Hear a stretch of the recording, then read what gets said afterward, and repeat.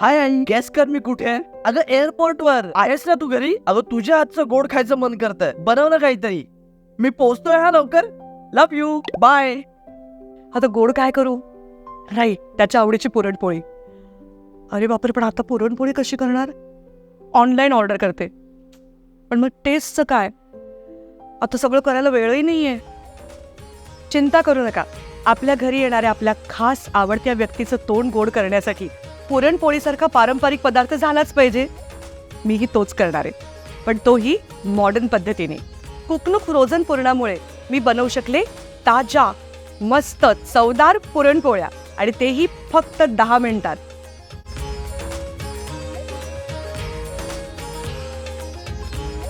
चव एकदम घरी बनवलेल्या पुरणासारखी.